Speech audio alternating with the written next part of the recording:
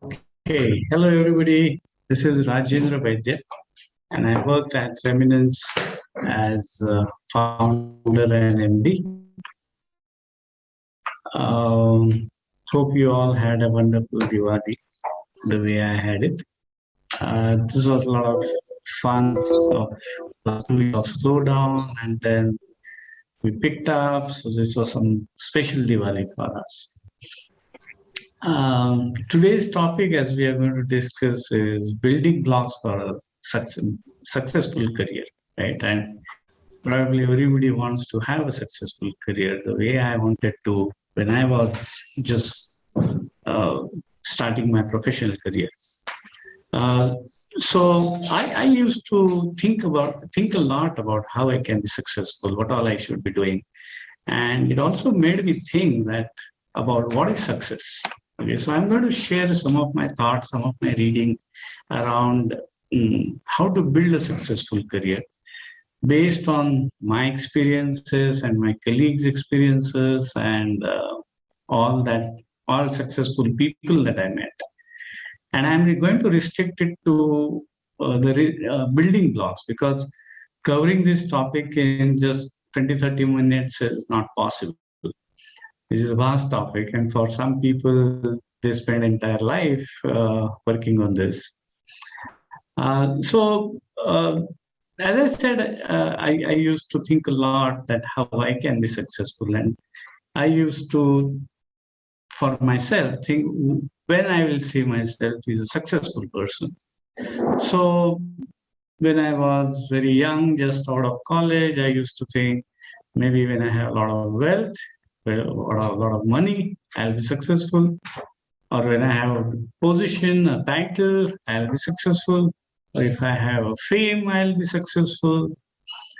And all this material thing, yes, we in society do consider it as success. Um, so, so I listed all this down. I said what I need to do to achieve all this. Okay, and those days happiness was never a concern. Okay, it was always a success. And mind you, there is a big difference between happiness and success. So we will restrict our discussion today to success only, which is mostly a material success that we talk about. So while I was thinking and reading about it, I came across a fantastic book written by Edward de Bono. You might have read about him. He's a phenomenal researcher and a writer. So he wrote a book by name Tactics. So that intrigued me because if he's going to give me some tactics to be successful, that would be great. So I picked up that book and started reading it. It is a kind of a survey of 50 very popular, very successful people in different fields: sports, politics, social work, business, you name it. And he has few people from all those uh, possible areas where one can look forward to such successful people. And he tried to research what are those traits in these people, or what are these amazing qualities that they may have in these people to be successful. Okay, and he also checked typical perceptions of people, or the paradigm as we call it, and applied those to these successful people. Think People think if you are born rich, born with a golden spoon, then you can be successful. Some people think if you are lucky, you are successful. Some people think if you are very talented, then you are successful, or if you are very hardworking. So he listed all such parameters, including whether they were in the right place at right time, and do they have any special skills of any sort. And he applied all these parameters to these people. And in his survey, he came out that 0.1% of successful people are born with golden spoon. None of the successful guys, they ever said they were lucky, because they met with lots and lots of difficulties in their life. Very few of them were very talented in their school or college time. Mostly, mostly he said none of them were very rated very high in schools. Hard work, yes, everybody was hardworking out of this, but there were many hardworking people who were not successful. Then he talked about being in right place, right time, kind of a paradigm wherein he gave few examples of about 42 uh, automobile companies started immediately after the Second World War, and only four survived out of it. So just being in right place at right time also is not the reason to be successful. Or he also checked if they had any special skills, maybe the oratory, maybe, some artist, born artist, this and that. So yes, few had, but the percentage was not very high. So overall, what he inferred at the end of it is, for successful people, yes, there are some. The hard work is one of the important aspect. But in his last para, he says all of them had some madness in them. And when I say madness, it is not the crackpotness that we generally talk about, but they were after certain things that they liked in their life to make a difference. They pursued it to their hilt. Okay. And this was one of the common things. But today we are not going to talk about all that, because we are talking about the basic building blocks, that how to be there, how to be ready to be successful. So I'm coming back to my early days when I used to think about it, and I used to get really confused because watching some movies, we were to get to see, मेरे पास गाड़ी है, मेरे पास बंगला है, तेरे पास क्या है, type of dialogues, or successful people don't do different things, but they do it differently. All these very confusing sentences which impacted me in my young days, and I used to get thoroughly confused at what I should be doing, because even this tactic book, uh, though it said that what common thing Edward de Bono found in this guy, it didn't give me any mantra saying do this and you will be successful. Okay, but then there were a lot of reading that I also did from the Hindu mythology. I also did some reading from, and actually closely watched few of my idols, few of my bosses, to see how they really uh, got there. So in all of them, I found three important parameters, I must say, which I consider as building blocks of any success.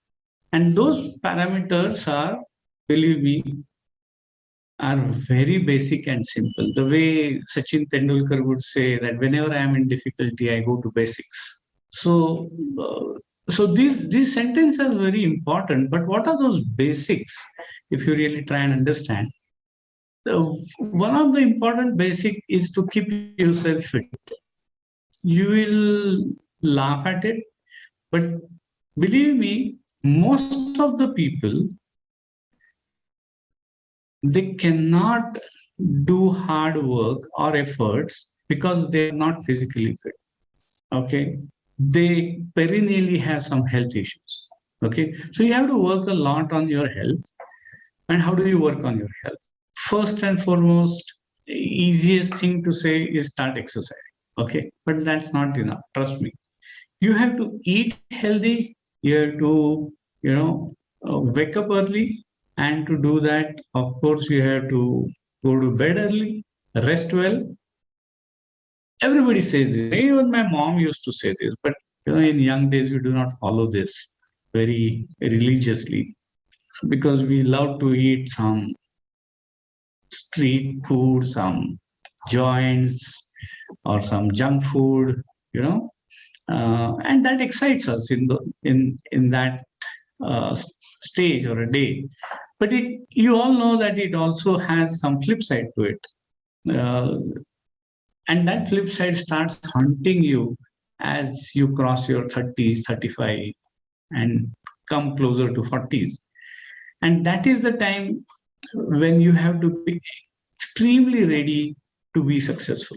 Okay, your foundation has to be very strong around 35, age of 30, 35, to start, achieving that success. Because by then, whatever experience you have had, you can start encashing on it. Second part about your mental health.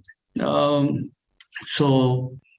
school days, our teachers used to say, okay, read a lot. And that really helps, trust me. Even today, if you keep reading, it helps, which I can tell you from my personal experience. Keep reading. Anything that comes in front of you, read it. Okay. Nothing goes west. Okay. Find some time to read every and have some hobbies. Your hobbies can be literally listening to music, or you can, you can do singing, or you can do trekking. Have any kind of hobby, but have that and pursue it seriously. When I look at different resumes, I always find people write that they have a hobby of watching movies and reading. And if you really dig deeper and ask, okay, what did you read today, or what did you read last month? Hardly anybody can seriously tell you what they have read. Hardly anybody can really tell you which movie they watched and why they liked it, why they like or admire some actor or actresses. So if you have a hobby, pursue it wholeheartedly. That is a very balancing thing in your life which supplements your career. Trust me, any hobby that you have, pursue it seriously. Okay, it helps you relate in your career a lot. Okay, I'm going to give you some of my personal experiences. Don't think I'm very successful, but still I'm going to give some of my examples. Um, Getting up early has helped me for last 40 years. I have been getting up at 5 o'clock in the morning. It helps from two reasons, 2 point of view. One is it's very fresh, very quiet, and if you want to do something, pursue something seriously, that's the best time you can get for yourself. Eating, of course, eating healthy uh, keeps you agile throughout the day, so that also helps. But when I came to reading and having hobby, I'll tell you, I'll relate one of my experiences of my hobby. Is I love to do trekking and I do high altitude trekking. So the whole process of climbing a mountain or going on a long trail, it's a process, right? Which is similar to your career process. Okay, you slog a lot, you do a lot of efforts, and that effort, that journey is so enjoyable that when you reach on top, that is not the only thing that you want to do. You are on the top of that mountain for maybe a minute or two max, because at high altitude you cannot stay there for very long. So when you look at such journeys of your life and relate it to your career, if you have any sport as a hobby, the wins that you will have, the loss that you will have, the efforts that you will put in all this, you can always relate it to your career and can build your emotional quotient very well by having a hobby. So have some good hobbies and pursue that. With that, you're also going to meet some good people around you, and they also give you different perspectives. So hobbies have their own place in building your career. Trust me. So I'm coming to now third point of making you mentally strong, which is keep meeting different people, keep interacting with them. Okay, try and do something every day. Very easy to say, but very difficult to do it. I mean, if I decide to meet one person, different person every day, it's very tough, right? Because you'll have to really go searching for different people, especially during your weekdays. But whenever you meet people, interact with them. Nowadays, with all this social media and this stuff, we are getting more and more loners. We do not interact with people. We do not talk. We do not express. We do not listen because our listening habits have gone down, because our attraction span has gone down.